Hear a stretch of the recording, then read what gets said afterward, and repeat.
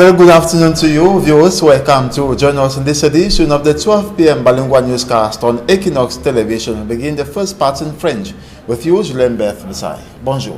Good morning to you, Innocent Azé. Mesdames et messieurs, bonjour à toutes et à tous. Heureuse de vous savoir devant votre téléviseur pour vous informer sur Equinox Télévision. Le Premier ministre Joseph John Gouté préside en ce moment la première session ordinaire du Conseil national de la décentralisation à Yaoundé. Prennent part à cette rencontre les membres du gouvernement et du Parlement, les représentants du Conseil économique et social, des magistrats municipaux et de la société civile. Parlons à présent de ce calvaire des usagers de la route et riverains du quartier Lokbaba. C'est dans le 3e arrondissement de la ville de Douala. À l'origine de leur mal, le mauvais état de la route qui les relie au reste de la ville de Douala. Une route aujourd'hui parsemée de nids d'éléphants, responsable d'embouteillages aux heures de pointe. Claude Ekwa et Kedjara. À voir le piteux état de cette route, on se croirait dans un coin perdu de l'arrière-pays. Mais détrompez-vous, nous sommes bel et bien ici, en plein centre-ville de Douala, et qui plus est, sur une route principale. Cette voie, c'est celle qui relie la zone dite Jardin Lokbaba à Nialaraï, une route qui s'est transformée en véritable enfer pour les riverains, mais également pour les usagers qui en paient le prix fort. Les lampes cassées, les voitures, ça tombe en panne constamment. La route rend vraiment la voiture vraiment dans un état très piteux. Ce n'est même pas explicable. À notre descente sur le site, il n'a pas plu dans la zone depuis plusieurs jours, d'où l'épaisse couche de poussière qui recouvre à peu près tout. Mais les riverains nous feront comprendre qu'avec la pluie, la route est encore plus impraticable, car ces énormes cratères qui jonchent la chaussée se transforment alors en lac miniaturisé. Quand il pleut, on n'arrive pas à respirer parce que l'eau, jusqu'ici, l'eau entre jusqu'ici dedans. Quand l'eau pleut dans les caniveaux, dans les trous là, pour le moment, on peut dire que c'est un peu passable pour le moment. Quand il va déjà la pousser ici, on ne sait pas comment on va s'en sortir ici là. Avec la rentrée scolaire, le trafic s'est intensifié sur la voie, provoquant de longs embouteillages aux heures de pointe. Conséquence directe, le coût du transport est passé du kit au double. Maintenant, le benzin peut taxer seulement le prix. Et parfois, le client propose, les clients qui travaillent loin, ce sont eux qui nous proposent l'argent. Ça vous arrange, non? Vous faites plutôt de... Parfois, on n'arrive pas. On brûle le carburant comme ça, on n'arrive pas à cause de l'embouteillage.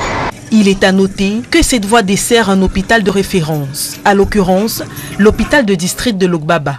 Son état s'est progressivement dégradé sous le regard impuissant des riverains, mais aussi des autorités compétentes qui aujourd'hui vont être confrontées à de plus grosses dépenses pour la remettre en l'état. Pourtant, le travail aurait pu être fait depuis longtemps pour des coûts plus réduits. Les usagers de la route traverser cette voie relèvent du parcours du combattant. En fait, tous les jours, ils doivent braver le cratère, la poussière, la pluie quand il a plu. Et chez eux, c'est désormais une descente aux enfers qui n'a que trop duré. En direct de la route de Lokbaba, Niala Château, nous sommes Kedjara et Ekwa Claude pour Equinox Télévision.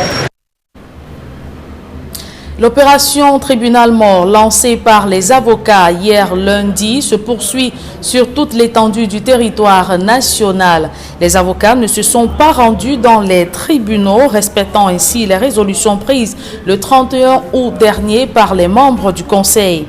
Les hommes en robe noire protestent contre les obstacles aux droits de la défense, les violations sur les avocats, entre autres. On fait le point de cette première journée de grève dans ce reportage de Claude Ekwa et Gladys Di.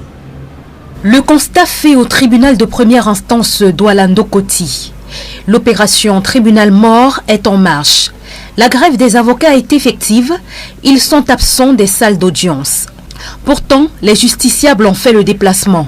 Les affaires du jour sont inscrites aux différents rôles.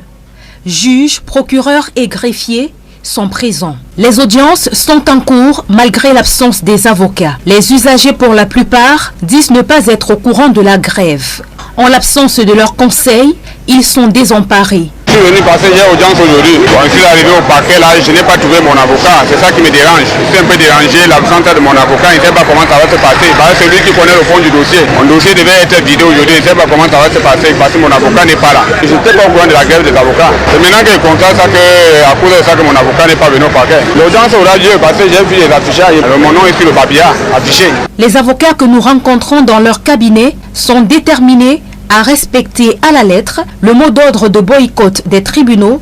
Il s'agit pour eux de manifester leur ras-le-bol suite aux obstacles aux droits de la défense. Ils dénoncent aussi des violences sur les avocats, entre autres. Le Conseil de l'ordre a attiré l'attention de la chancellerie depuis des mois et depuis des années sur le mauvais traitement des avocats, mieux encore sur les lenteurs judiciaires criardes, inexplicables dans le traitement des affaires. Les avocats sont molestés, sont empêchés d'exercer librement leurs activités et c'est des choses qui sont inacceptables. Donc, fort de tous ces dysfonctionnements, le Conseil de l'ordre a estimé que la Cour avait dépassé le bas et il fallait qu'on lance une alerte forte.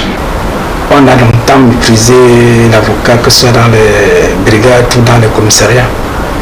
Et c'est des situations assez frustrantes d'aller défendre son client dans une unité et il est temps d'être humilié par l'enquêteur bien le commandant de cette brigade, bien le commissaire de police. Bon, ce qui est certain, c'est que c'est une boue qui est lancée. Et nous savons qu'il y a beaucoup de concertations en haut lieu en ce moment. Donc nous attendons de voir. Mais il fallait déjà qu'on commence par ça. C'est aussi qu'on puisse, à travers cela, comprendre qu'à un moment, tout c'était déjà trop. Malgré l'ouverture du dialogue engagé le 4 septembre dernier par le gouvernement à travers le ministre délégué en charge de la justice, Jean de Dieu Momo, l'Ordre des avocats du Cameroun a maintenu son mot d'ordre de grève. Dans un communiqué rendu public, le bâtonnier précise que la session extraordinaire du Conseil de l'Ordre, convoquée le 15 septembre, n'a pas pu se tenir. Par conséquent, selon la résolution du 31 août 2019, le débrayage est entré en vigueur lundi 16 septembre et se poursuit jusqu'au 20 du mois en cours. Ce mot d'ordre de grève a également été respecté du côté de Yaoundé. Aucune audience ne s'est tenue à la cour d'appel, tandis qu'au tribunal de première instance de Yaoundé centre administratif, les salles réservées aux avocats sont restées vides. Plus de précisions dans ce reportage de Rodrigo Ngassi à Xiril. Pas d'audience ce matin à la cour d'appel du centre à Yaoundé. Devant la salle hermétiquement fermée, c'est plutôt un babillard où des candidats à divers concours consultent les listes.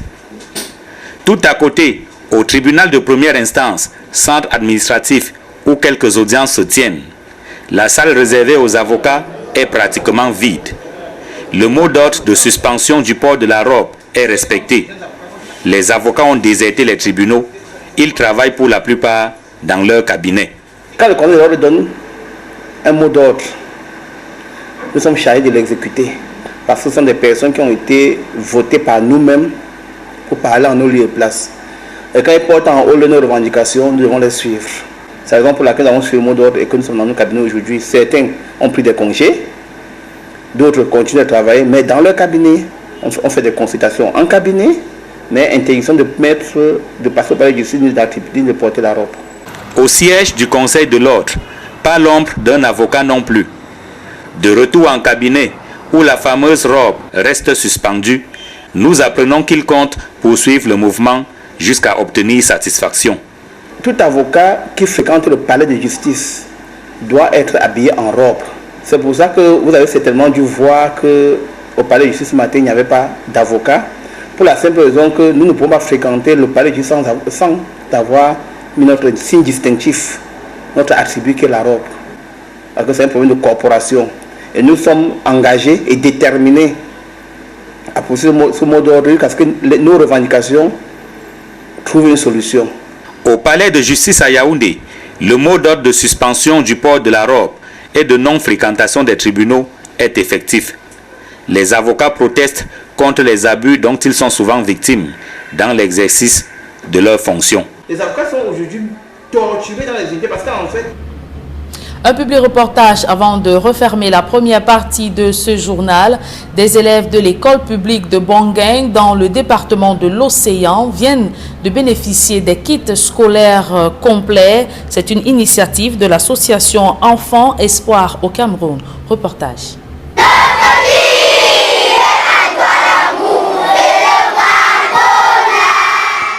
Chantant à gorge déployée l'hymne national du Cameroun, les élèves de l'école publique de Bongen, dans l'arrondissement de Lokundje, expriment la joie de recevoir des kits scolaires, un don de l'association Enfants Espoir Cameroun. Merci l'association Enfants Espoir de m'avoir donné un cartable, des cahiers, des bics et des crayons, une boîte académie.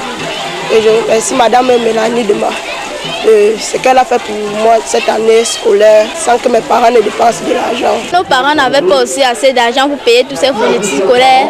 Donc, je remercie l'association Enfants Espoir de nous avoir donné ces fournitures scolaires. Je suis partie en 6e cette année. L'association nous accompagne toujours. Au primaire comme au secondaire, l'association Enfants Espoir Cameroun, qui organise sa 2e édition de l'excellence scolaire, n'entend pas lâcher prise. C'est-à-dire qu'on ne laisse pas tomber. On ne se dit pas, bon, ils ne sont plus à l'école ici. C'est-à-dire que la promotion continue. On les suit, ils sont au CES. Donc aujourd'hui, ils ont reçu les cartables pour aller au CES. Et on continue, c'est-à-dire qu'à chaque fois, on va continuer à les suivre jusqu'en terminale. Donc ça, c'est la vraie innovation, je pense, de cette année. Sous les regards heureux des parents, chaque enfant de la CIL en 6e a reçu le nécessaire qui permet de fréquenter sans avoir à débourser un seul franc CFA. Ces mêmes élèves ont également reçu des livres scolaires en complément de ce qu'ils ont eu l'année dernière. Soutenus par le groupe SABC à travers la marque Top, les bénéficiaires des fournitures scolaires ont reçu chacun une bouteille de jus afin d'étancher la soif causée par l'excès de joie exprimé ici par leurs géniteurs. Les parents sont très contents de l'association qui, depuis l'année dernière, ne cesse de nous appuyer. Ça permet à d'autres parents de faire des économies. Nous allons encourager nos enfants à mieux utiliser ces cartables pour pouvoir rehausser leur niveau. Le village de Bongen apprécie vraiment l'association Enfants Espoir qui nous a vraiment gâtés. Pour le directeur de l'école publique de Bongen, la pluie qui s'est invitée à la cérémonie est une bénédiction. L'année passée, nous étions à 85 élèves. Cette année, nous sommes déjà à 100. Ça a apporté de l'innovation au niveau de l'école.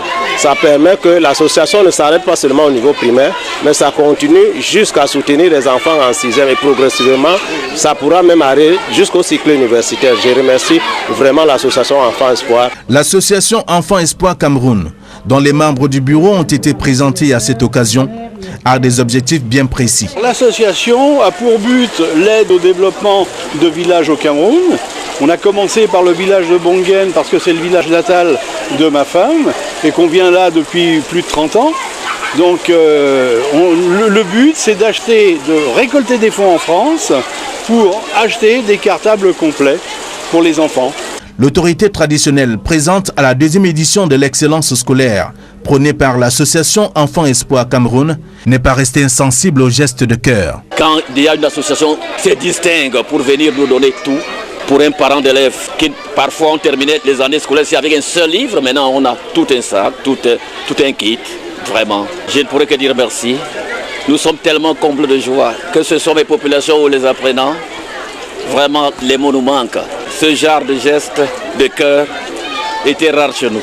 En guise d'encouragement, la chorale invitée pour la circonstance a apporté une touche religieuse à la cérémonie. Rendez-vous ayant été pris pour l'année prochaine avec des kits scolaires et bien d'autres actions pour le village Bongen.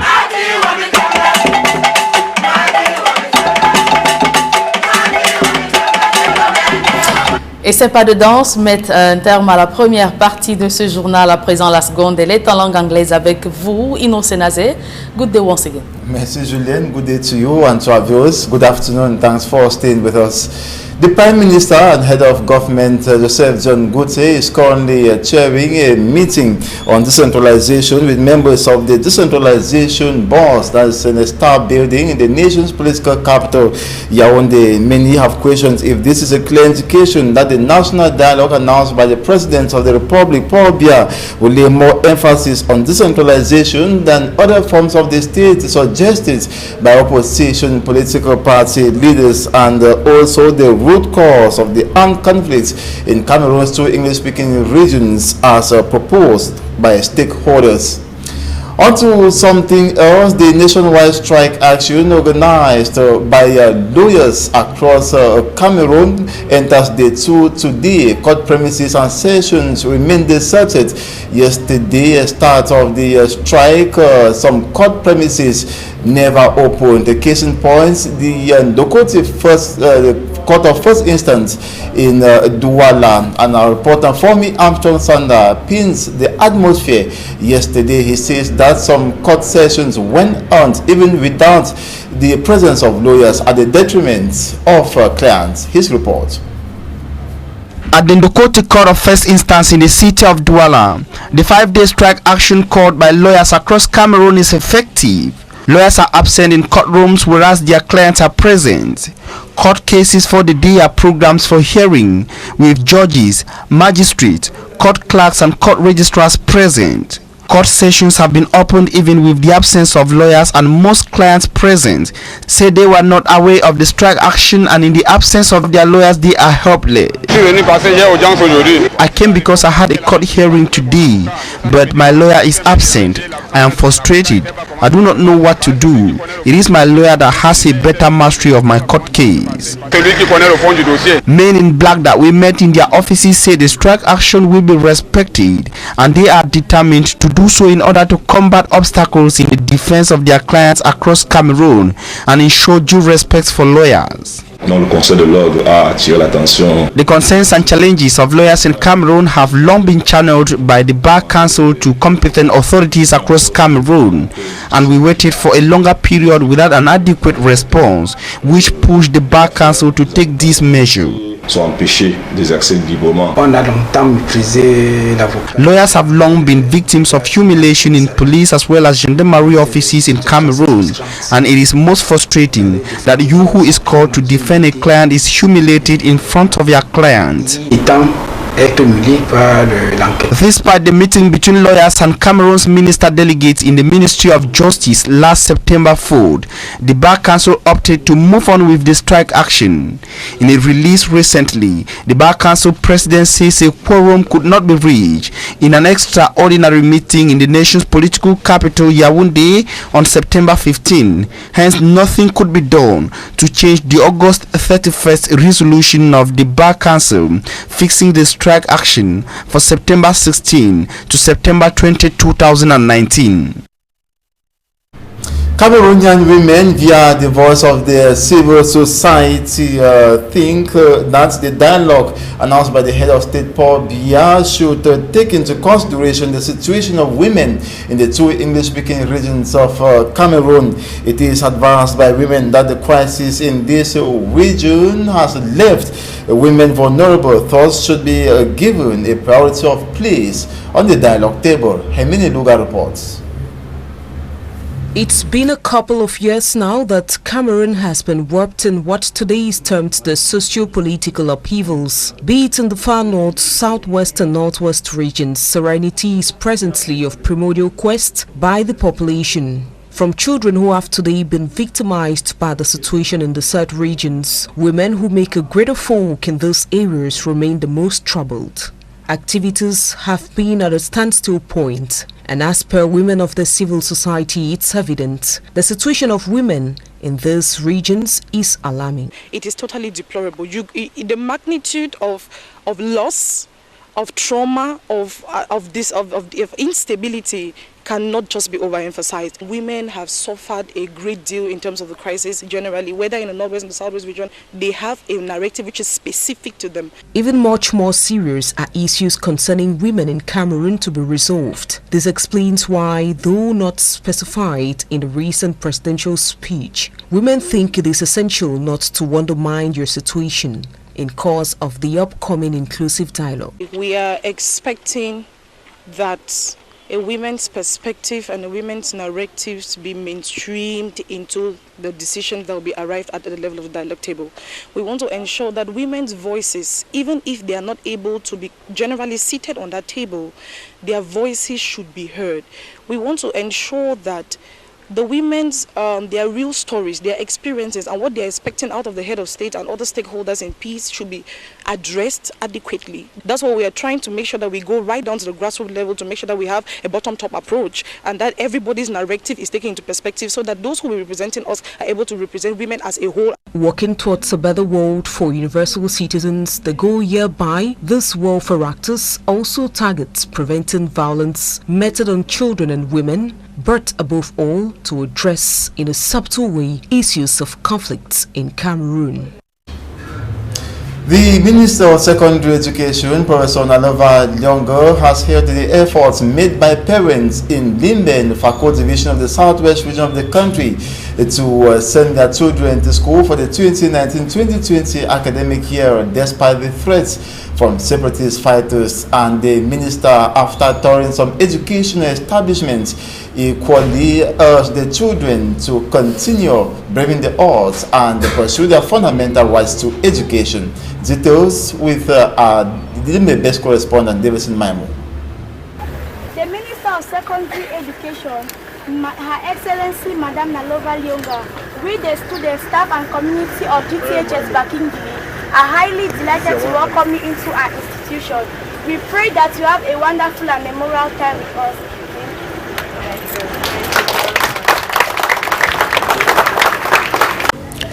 The 2 weeks lockdown since the start of the 2019-2020 school year by separatists within the two Anglophone regions is set to be the catalyst of Her Excellency, the Minister of Secondary Education, after an official visit to Douala in the littoral region for a surprise and unexpected visit to Fako Division in the southwest region.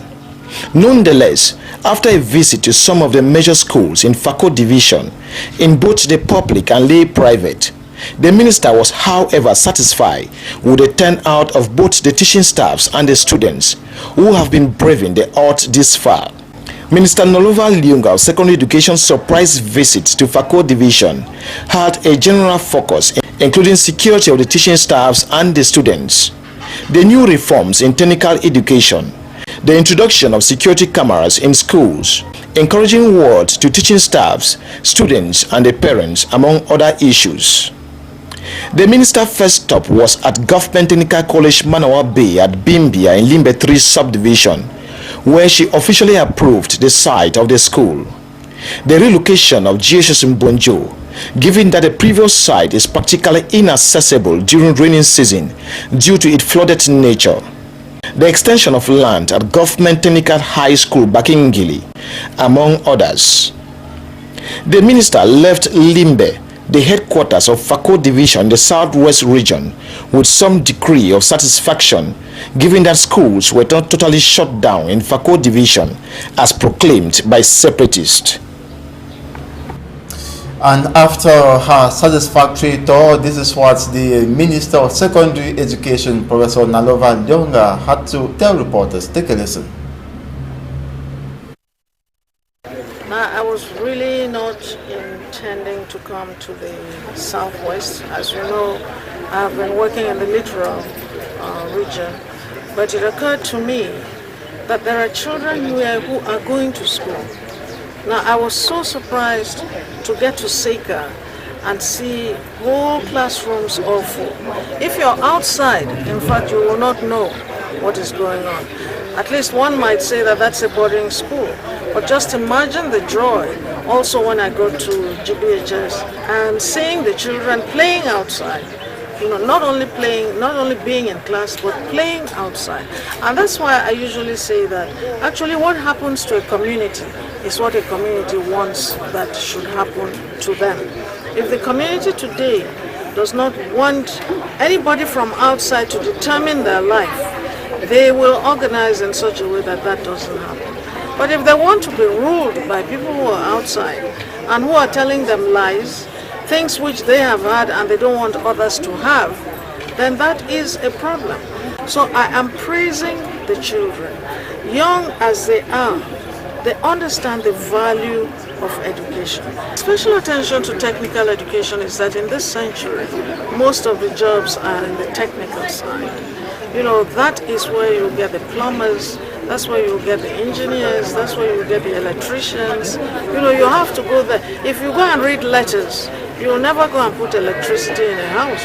You will never do furniture. We are emphasizing on security today, and that security includes surveillance cameras, it includes fences, you know, and some other things, you know, and the police.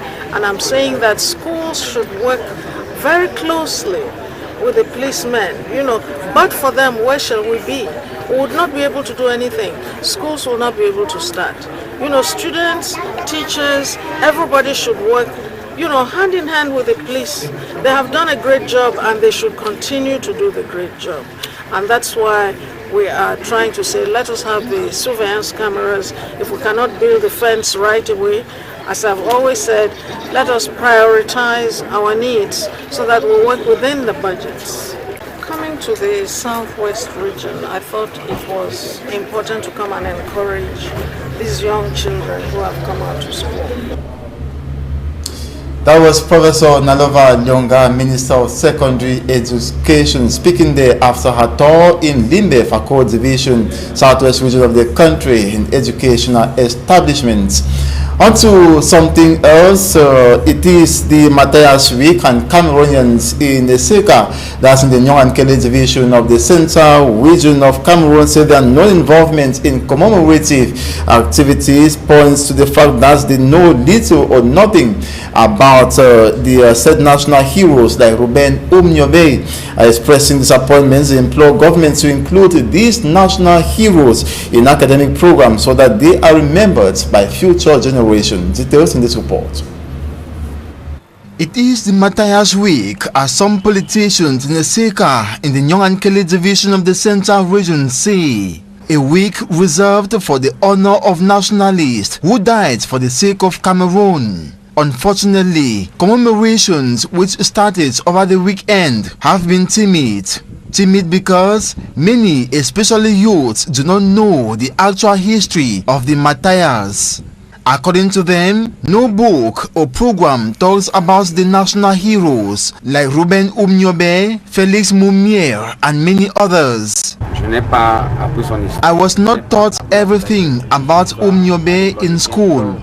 I implore governments to include such heroes in school programs so that the future generation knows of their history.